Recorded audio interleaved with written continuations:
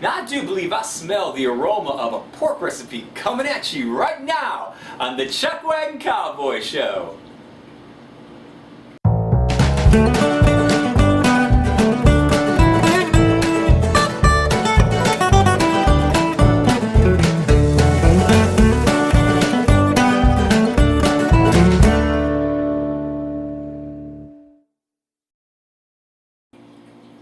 Well, howdy y'all, and welcome to another episode of the Chuckwagon Cowboy Show, hosted by yours truly, Chef Ron Locke. We have two great recipes we're going to go ahead and show you on this episode. Now the first one is going to be a YEE HAW YUM Pork Wellington we're going to do for you. And if you've ever had Pork Wellington or prepared it or not, I'm going to show you a step-by-step easy process that is going to take this really cool and really special type of a meal and make it into something really easy for yourself and still impress your family, friends, and loved ones. This is something you can do for a special occasion or heck, even on a Sunday meal if you want. So that's one of the recipes we're doing for you. And the second one is going to be a side dish for our Pork Wellington, and that's going to be some incredible bacon and pecan sweet potatoes. Let me tell you what, it's one of my favorites, and these two go so well together for a special meal. So just giving you a couple ideas for some recipes that you can use for your family, friends, and loved ones when you want to do a good meal, a Sunday meal, or a special meal, alright? So the first thing we're going to go ahead and do is we're going to go ahead and show you some ingredients. Now, we're going to break these ingredients down through the course of this episode because these are stages that we're going to be making for you in the process of these two recipes. So let's go ahead and start that right now.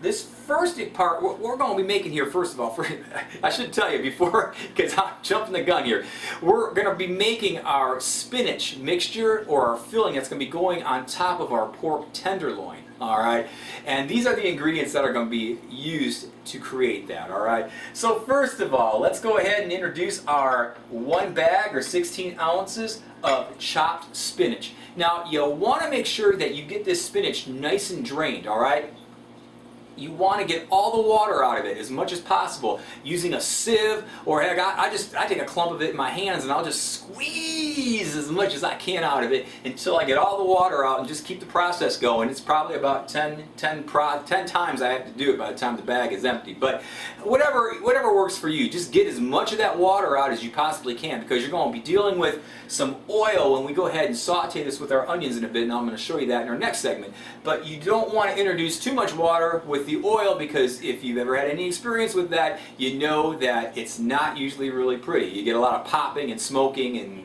it's just not good. Nobody likes to get burned with oil, so get as much of that water as possible out of that spinach. Alright? Alright.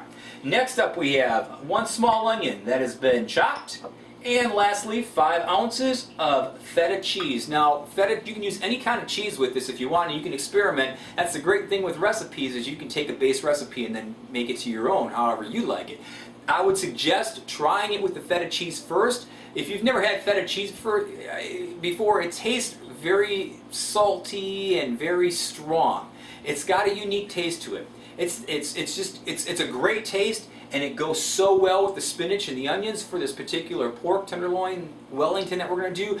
But again, if you've never had it before, give a sample of it and see. You might want to just, take a sample at the deli or something and try it first before you buy.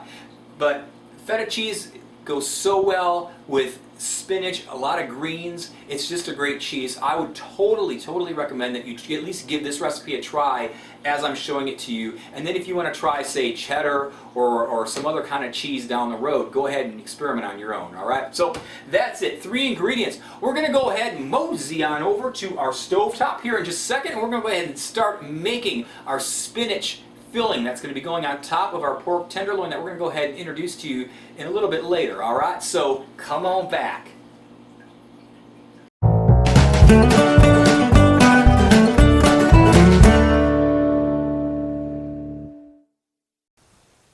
You are watching WYE the Network.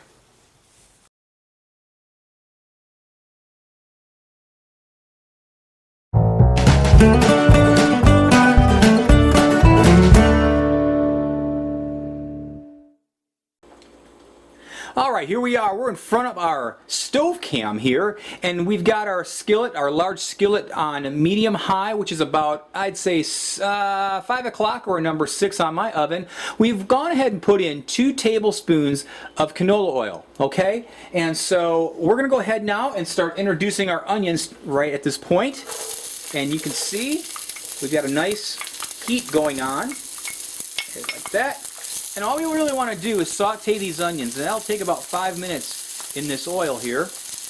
And it doesn't take very long. I know y'all have probably seen this before, and a lot of you have probably done this. This is probably like cooking 100 or 101 for you, but I bet there's a few people out there that have never sauteed onions before, so I wanted to make sure that we just quickly covered that while we are building our spinach mixture here. So we're going to go ahead and spend a couple minutes here just sauteing our onions, and then we'll go ahead and put in our spinach as soon as this is done.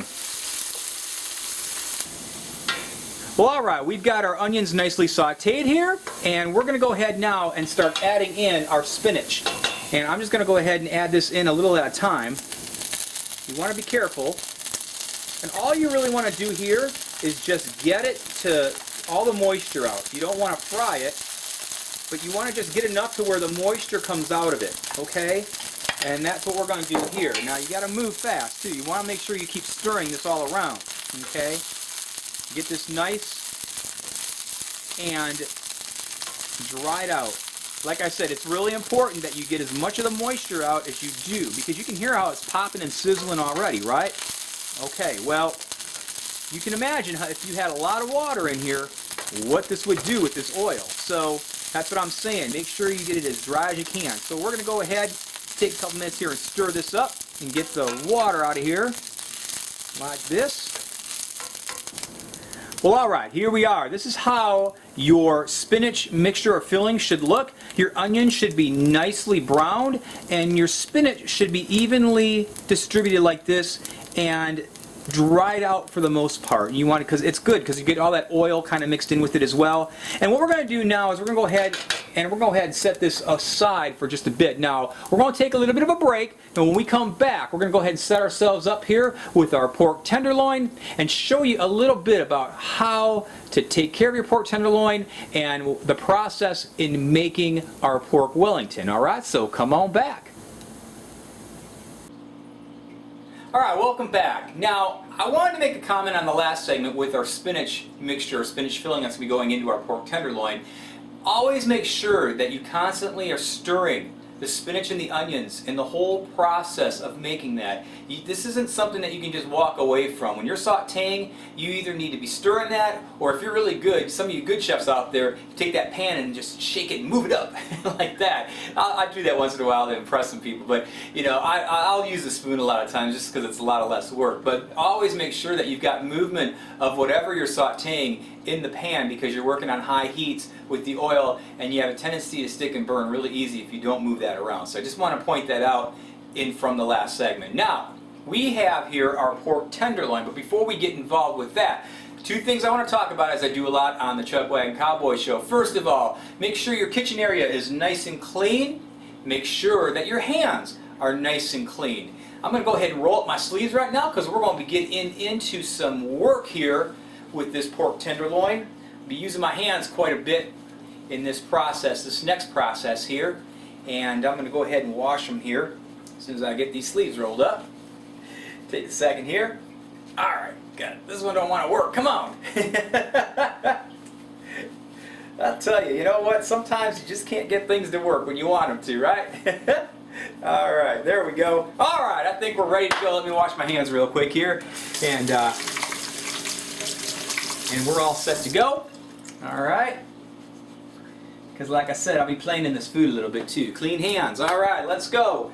This is our 1 pound pork tenderloin that we're going to be using for our pork Wellington that we're going to turn that into in just a bit. Now you see here I've got this. Now the first thing I want to point out to you, first of all, try to, if you've got a boning knife, this is the best thing you can use to work with this pork tenderloin and what we're going to be using with. A good sharp knife though, just make sure you got a good sharp knife. Your boning knife is really good because it's got a nice point on it, and we've got some precision things we need to be doing on this before we can get this prepared, alright?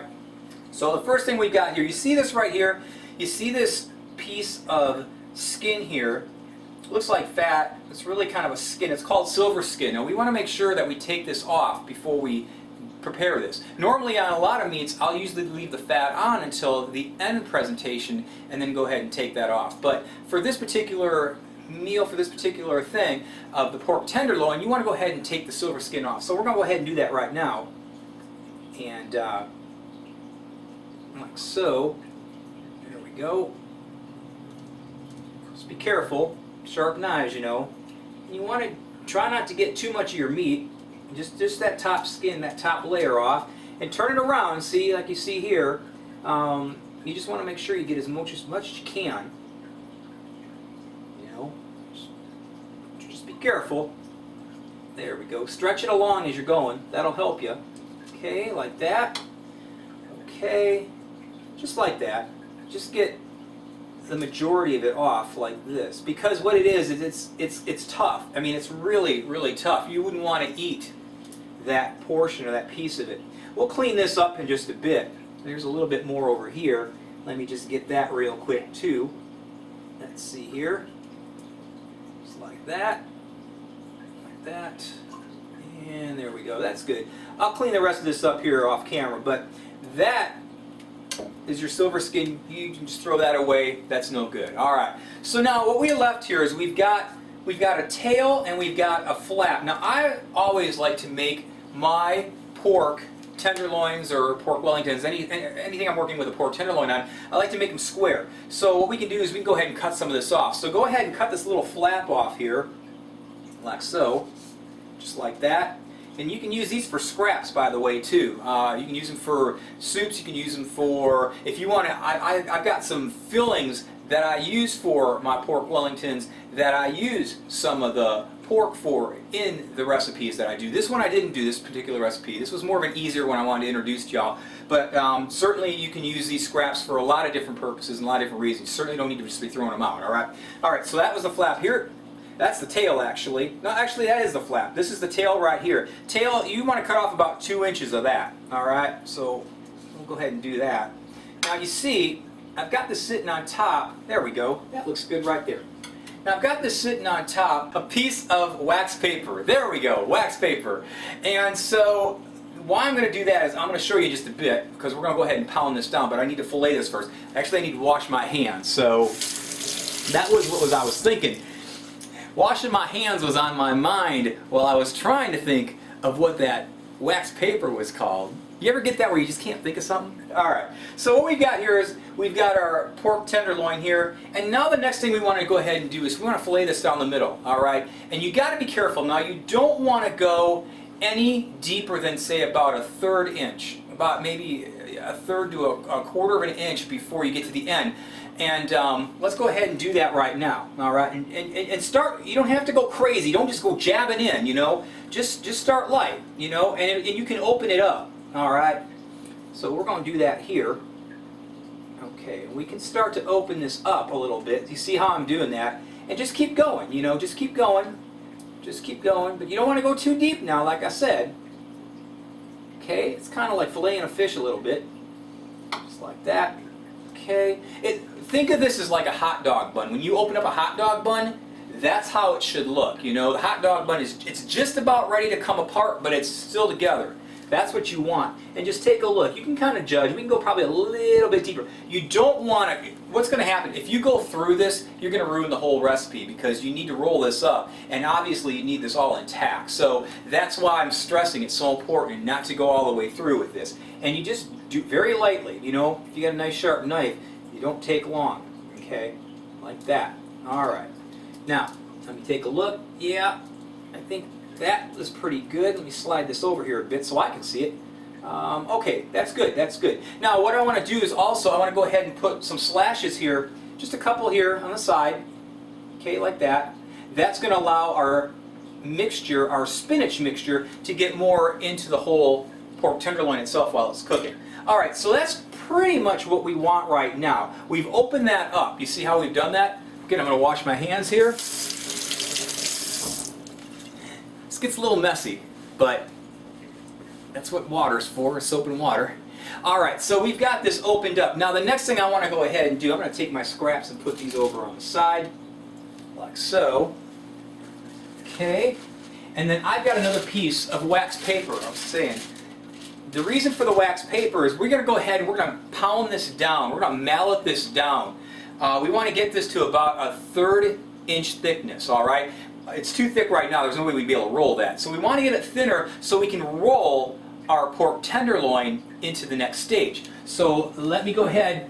If you've got a meat mallet, it works great. Use the flat side because we're not tenderizing it. If you don't have a meat mallet, you can go ahead and also just use like a rolling pin and just do it that way. And the reason obviously we're putting the wax paper down on here is to just, you know, create it so it's not going all over the place, it's keeping it together and such. So let me go ahead real quick and just pound this down like this. Again, you want to be able to get it to where you can roll it. So that's what we're trying to go for here. It makes a little noise. Let me go ahead and move my knife there. That's probably causing part of it. Yeah, that knife was causing part of it right there.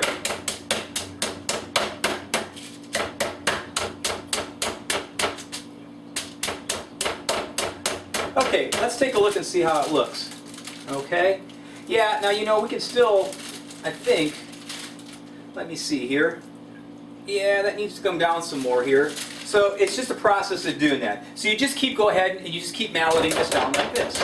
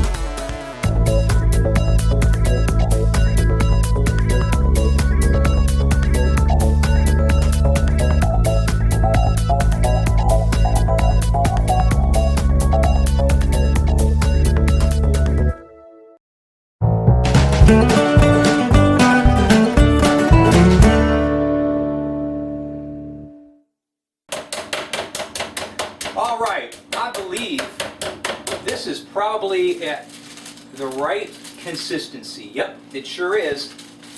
Alright, let me get rid of this here. Now you see here, just take that out there.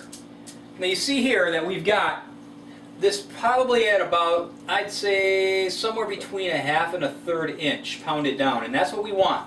Exactly. Because what we want to do, as you can see, you want to be able to go ahead and roll this like that. We wouldn't have been able to do that the way it was presented, okay? So now, the next thing we're going to go ahead and do is I'm going to wash my hands, and we're going to go ahead and put the filling in right now for what we're turning into our Pork Wellington, okay? So let's go ahead and introduce our 3 ingredients that we're going to use for this. Now we've got our spinach and our onion mixture here that we're going to go ahead and put in. And you can see we've got way more than we need for this. Normally I would make a couple tenderloins and do it that way with this recipe too. But now what we want to do, very, very important, you want to leave about 2 inches from the end without any of the mixture on it, alright? And the reason for that is, let me go ahead and start putting some of this on. The reason for that is that the meat will stick to the meat when it's cooking, but it won't stick very well to the stuffing or the mixture that's going to be going on it. So we don't want to have a malfunction and have our great pork tenderloin, our great pork Wellington coming undone. We just don't want to do that. So you want to leave about 2 inches. So that's what I'm going to do here. So you can put this on with a spoon. I found the best way of doing this is do it with your hands, because you can press it in and it makes it stick better, okay?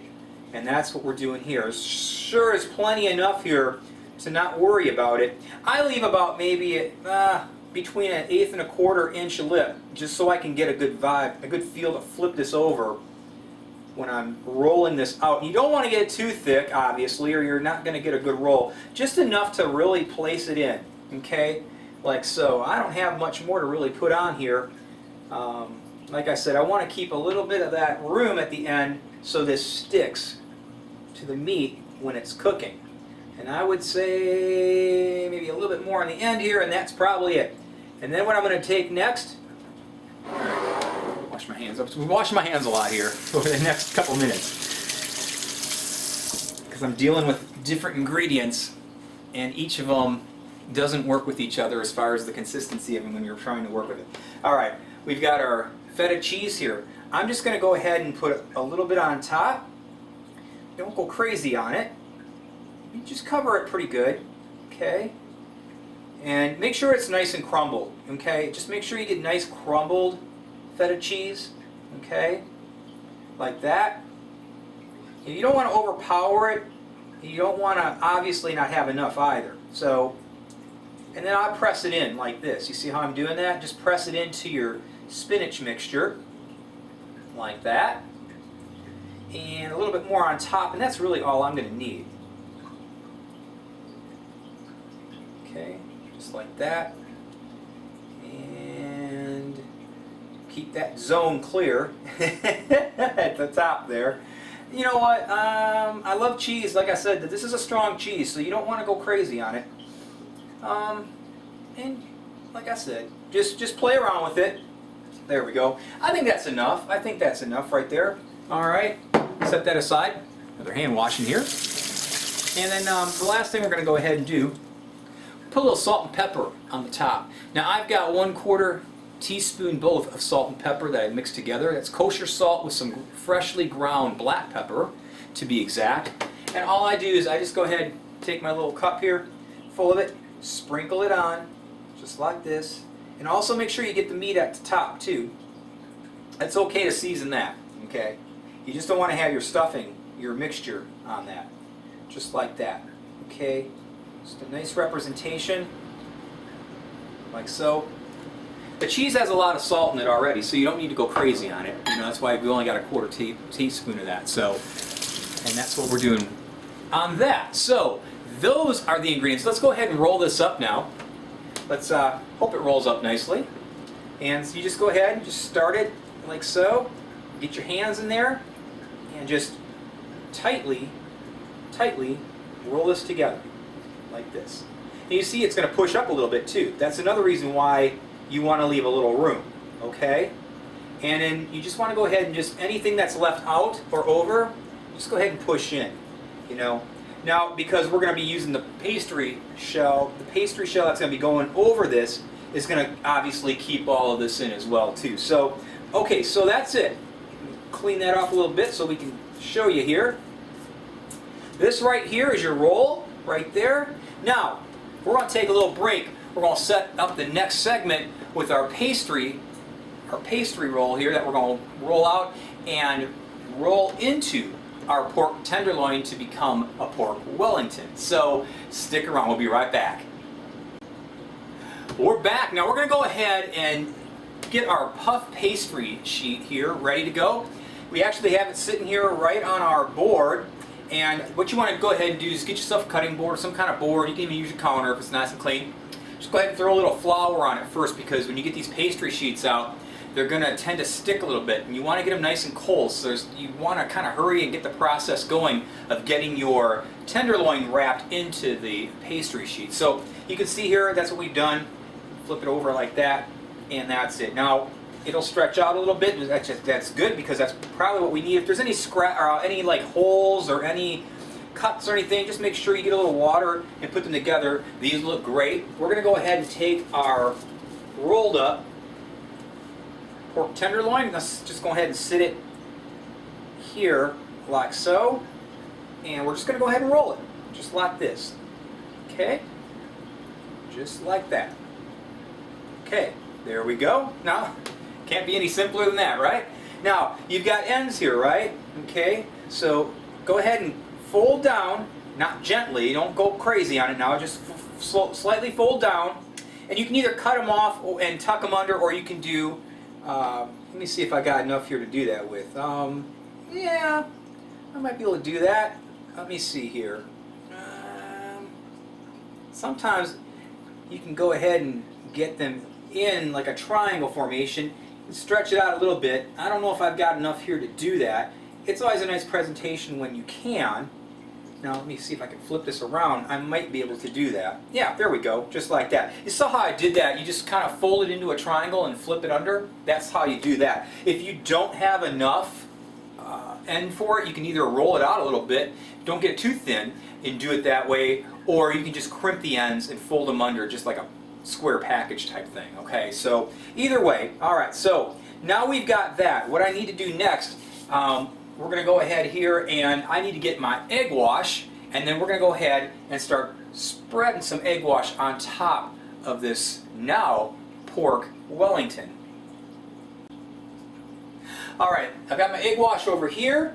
I'm going to go ahead now and just put a little bit of egg wash on top and around the dough here, because I want to give it a nice shiny crust. Okay, and I'm going to flip this over. Actually, it's probably what I should have done to begin with, was flipped it over first to do that. That's okay, because I want to keep these nice and secure. Okay, my little ends here. The egg wash is like a glue. The egg wash is like a glue. It keeps it all kind of stuck together. Okay, it works real well with the dough. Keeps it, and it also gives it a really nice browning effect too. Okay, you want to just give a nice liberal amount of egg wash all over this Pork Wellington now. The Wellington is basically your pastry shell here, your pastry sheet that you put on it. Okay, and you see how simple that is, just like that. I just hold on to the end for a second or two just to kind of get it to stick. Okay, it'll all stick together in the cooking process. Okay, let me go ahead and flip this over real quick, like that.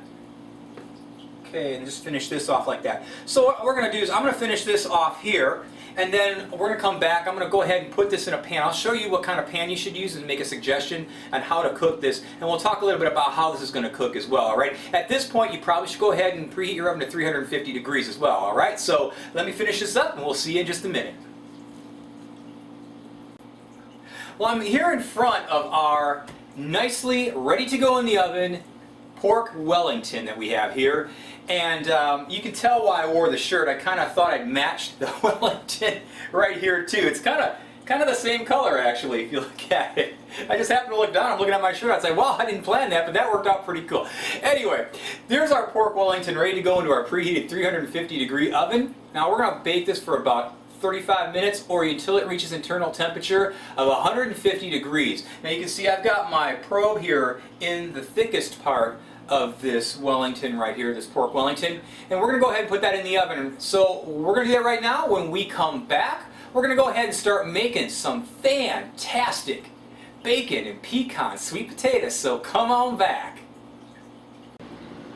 Alright, we're back. We have our Pork Wellington in our 350 degree oven right now, cooking up a storm. And I wanted to just tell you one thing from our last segment about that. Regarding the pan, get yourself a rack. Alright, if you don't have one, most people have got a roasting pan that has a rack that sits in it for like turkeys and hams and stuff like that. Use the rack out of that. And in fact, I wouldn't even suggest using the roasting pan because it's a little deep. What I do is I'll use a 9x13 baking pan, and the rack fits nicely right in and on top. It really just sets it right on top, and then everything is out in the open.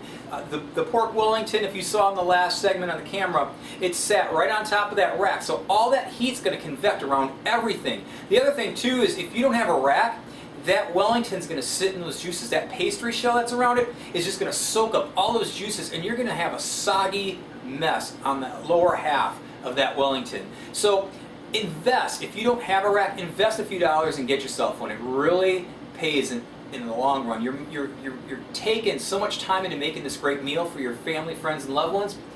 You know, go 100%, go the whole route. All right, just a little tip from Chef Ron to you on that. Let's go ahead and segue into our bacon and pecan sweet potatoes. I can't wait. I love these. I love these.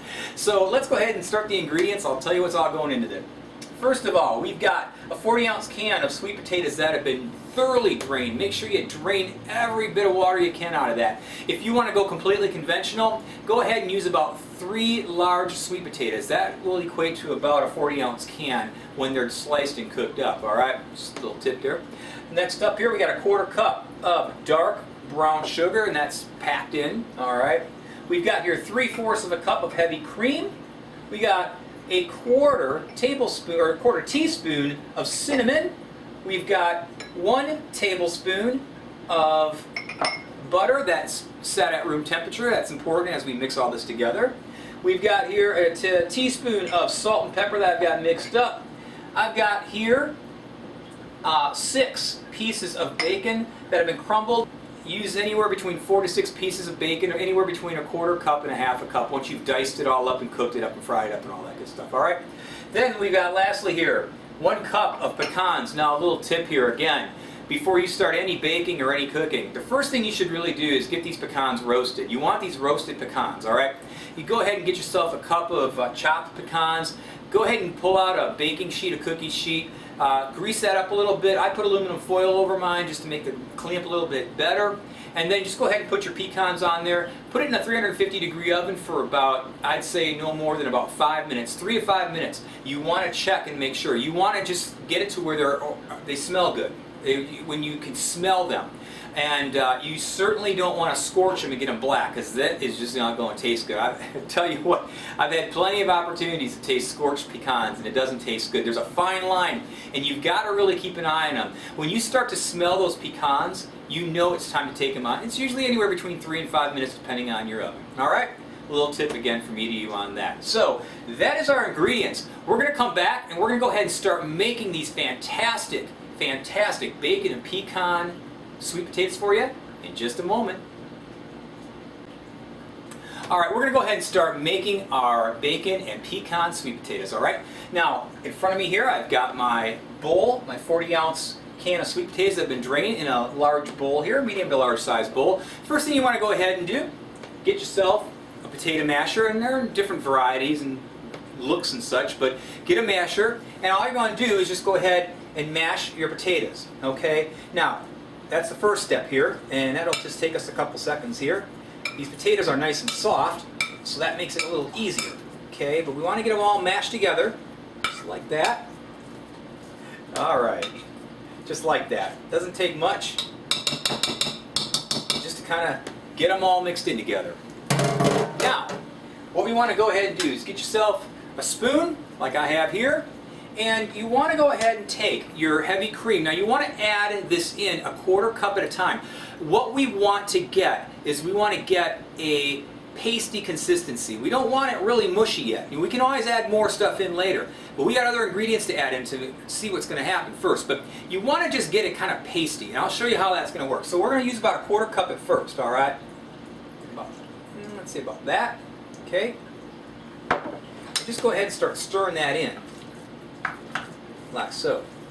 Now, that's about right there. Let me see if my camera can get that. You see that? Pasty. Pasty, just like that. Just stick to the spoon like that. That's what the consistency we want at this point. And what I do now is I make a little bit of a well in the middle, like so I can add in my other ingredients. Now we're going to add in all the goodness coming up right now. Now we're going to go ahead and add our butter. What else do we got here? We've got our cinnamon. Let's add that. We have our brown sugar. Oh, I love brown sugar. The reason for the dark brown sugar, it's got a little bit more of a heady consistency to it than the light brown. It's got more of a, I don't want to say a burnt taste, but it's that more flavor, that more headiness of the sugar, the dark sugar flavor. And then we got our salt and pepper. We're going to add that too. All we're going to do now is just mix this all together just like this. Now, we're going to be adding a little more of this cream in here, I can tell you that. Because I like mine a little bit more smoother, okay? Yeah. Okay, so, but I want to get all the ingredients together first so I can judge how much more I need to put in here. You know, everybody's different too. You know, some families some people probably would like it really pasty like this. I've been to so many people's houses through the course of my life, and dinners and potlucks and work and friends and all that good stuff. And let me tell you, everybody's got a style of their own and how they do things. Okay, so this is a little too thick for me. I'm going to add in another 1/4 cup of my heavy cream, and I'm going to stir this up. And I do believe that that is going to be pretty close to where I want it. And I can tell you, just by looking, it's usually, for me, it's usually about a 1/2 cup. It depends. Sometimes it just depends on how all the ingredients for, especially the sweet potatoes. If you've got more water in your sweet potatoes, you're not going to need as much milk. But the problem with that is if you got more water, you're taking away all the goodness by these great ingredients that really just make this all jazzed up and taste good. You know what? To me, I think that's pretty good, just the way it is right there. I like it this consistency, where it's still on the spoon, but it congeals together, it comes together. I know people that like it a little bit more creamier than this, and that's fine. That's why we have 3/4 cup cream for that. Just because for some of y'all out there who might need it all, then you've got it already. You don't have to go running back to the refrigerator to get it again, right? All right, so that's it. Now we've got that. Now we can go 2 different ways with this. If you like this at a room temperature, which is what we have it right now, you can transfer this into a nice pretty bowl, and then you can go ahead and add on top your bacon and your pecans. But I like to go ahead and put this into a 8 by 8 inch baking dish, and I like to put this in the oven while my pork Wellington is cooking, because I only need to cover that for probably about 15 minutes just to get it nice and hot, because I like to get this nice and hot when it comes out of the oven and then put my toppings on, and that's exactly what we're going to go ahead and do right now. Alright, as you can see now, we have it in our 8 by 8 inch glass baking dish that I have here. The reason I like to bake this is because this gives a chance for all of these ingredients to further mix with each other and flavor each other. If you serve it room temperature after mixing it, those flavors haven't really had time to really mix. If you bake this, it just ends up being a little bit better. So if you've got the time and you can do this, I would suggest go ahead and baking these and serving them nice and piping hot at the end of the day. Alright, but again, you can serve these room temperature as well, however is most convenient for you. So I'm going to go ahead, I'm going to foil these, I'm going to cover these with foil, I'm going to put these in with the pork Wellington, and when we come back, we're going to go ahead and show you the final presentation of both our recipes, and after that comes our taste test, and I can't wait. So stick around, check this out. Well, alright folks, here is our pork Wellington just out of the oven. You can see how golden brown and delicious that looks. It has turned out absolutely perfect. We cooked it at 35 minutes and it cooked at about 148 degrees. I took it out at that point because it's still going to cook for about another 5 to 10 minutes while it's sitting. So keep that in mind as well when you're taking that out. So about 35 minutes for a 1 pound pork tenderloin turned into a pork Wellington is what you're looking at right now, folks. Alright, let's take a look at how our sweet potatoes are looking right now. Well, alright, we're back. And I have my sweet potatoes, my bacon and pecan sweet potatoes out of the oven at 350. Our pork Wellington you already saw is out of the oven. So we're going to finish up our sweet potatoes here. And what we're going to do is we're going to go ahead and put in some bacon and some pecans for you. I'm going to wash my hands first because I'm going to be using my hands to sprinkle them on. And we'll finish this thing up. I'll show you what it looks like. And then it is time for some taste testing. But let's finish this. And what we want to do first of all is we want to put our bacon bits on, our bacon pieces. And like I said, just sprinkle them on liberally. Now I've got more than I'm probably going to use. A little hint of this salty goodness that goes so well with something sweet. Alright, so that's why we're just going to sprinkle on a little bit of this. So, some of y'all, the 4 to 5 pieces might be enough for you. This is how I would start out doing it, something like this. I'm doing it for this reason because this is the traditional recipe. Now I actually will put more on it for myself, but I don't want to give you that impression of putting it and just, you know, dosing it all on top, because I want you to try it with a little bit first, and then you can go ahead and use more later if you need to. All right. So you see here, it's just a smattering on top for a regular recipe here. All right. Now, on the other hand, the pecans, you can go crazy on these. These should cover this completely. All right. So just take your pecans and just go over this. All right. Like that. See how that works. Okay. You know, I mean, like I said, try to get as much as you can. Work your four corners. I haven't talked about four corners in a long time, but you know, you always work your four corners first and then work your way in. So that's what I'm doing here. Okay, just like that. I got a little bit left over, and yeah, I should have enough here to cover this pretty good. And I think that is gonna be just about it, just like that. All right, there you go. Now I'm gonna go ahead and show you real quick how this looks, and we're going to go ahead and do our final taste test here in just a moment. So let me show you this, and we're going to do that right now.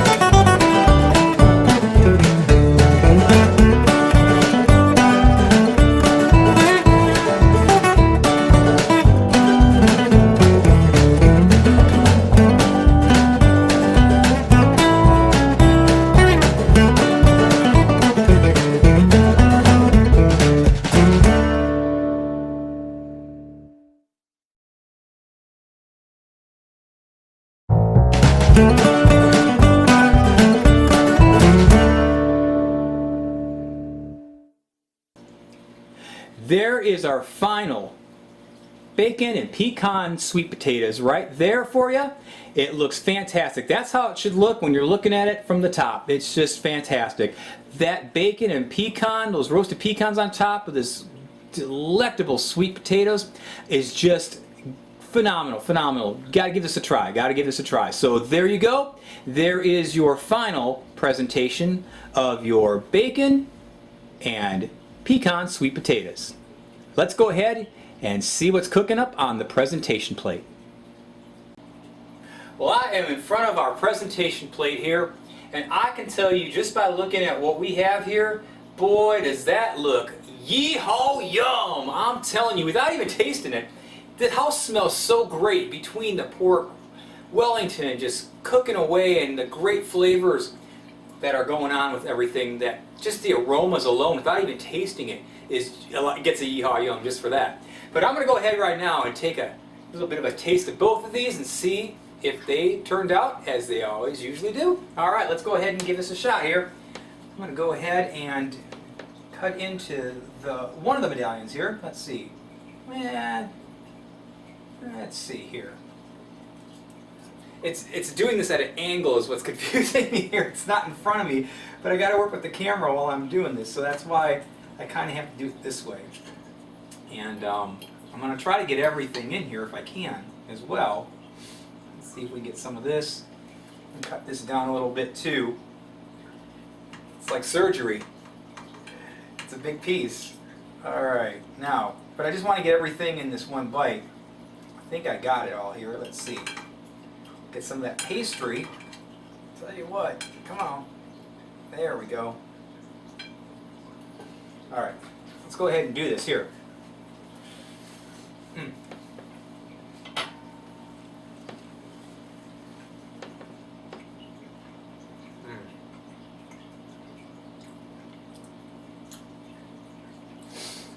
I'm taking my time because there's so many flavors. I completely hit you. That gets a yee haw yum! It does. I'm telling you, the flavors you're gonna get when you first bite into this, you're gonna immediately taste the spinach filling that's in this. The feta and the spinach and the onions, the whole flavors that go with that just taste so fantastic. And then you get your pork, each pork tenderloin in there, and then you get your pastry on top of it that just really seals the flavors all in really well. You know, the pork is just fantastic, and it's cooked to perfection actually. You don't want to go any more than 150, somewhere between 145 to 150. Generally, sometimes I like to even do it a little bit lower, but for this recipe, I usually try to keep it around 150 because usually my guests and such like a little bit more of a cooked type of pork. But if you do that even at 140 degrees, you're okay. That's the minimum. That's the lowest you should go. If you want something that's sort of a medium rare in a pork world, you know. But oh my God, is that good? Is that good? Pork Wellington, you've got to try it. All right, let's take a taste of our second recipe here. Our bacon and pecan sweet potatoes. I'm just going to use a fork for this as well. My napkin. Look, I'm just having a mess here, ain't I? That's a double YEE HAW YUM! Oh my goodness. You ain't tried sweet potatoes until you've tried them like this. That bacon and the sweet brown sugar taste of those two combinations are so incredible. Those roasted pecans just really give a nice overall flavor to everything. I'm telling you. And the heavy cream. I know a lot of people use milk, but I'm telling you, using heavy cream makes a big difference. There's a much more richer taste to it. There are so many good flavors going on there that it's amazing. But the first flavors that will hit you is the bacon mixed in with the brown sugar flavor of the sweet potatoes, and then the roasted pecans will hit you immediately right after. I'm telling you, you've got two great recipes here to make a 5-star meal for your friends, family, and loved ones. Give these both a try sometime and make somebody's day special. I'm telling you what, you ain't gonna go wrong. You will be loved. Let me tell you, you will be loved. So, alright, well that's all the time that we have for on this episode of the Chuckwagon Cowboy Show. As always, thank you so much for watching and supporting us and telling your friends about us. We get lots of comments each week from y'all and new people coming on board, so I do thank you from the bottom of my heart and from the show itself as well for giving us a shot, giving us a try, and supporting us week after week. We really appreciate it. We really do. Well, that's it. This is Chef Ron Locke saying, as I always say when I'm closing the show, get off that couch and get cooking! We'll see you next time.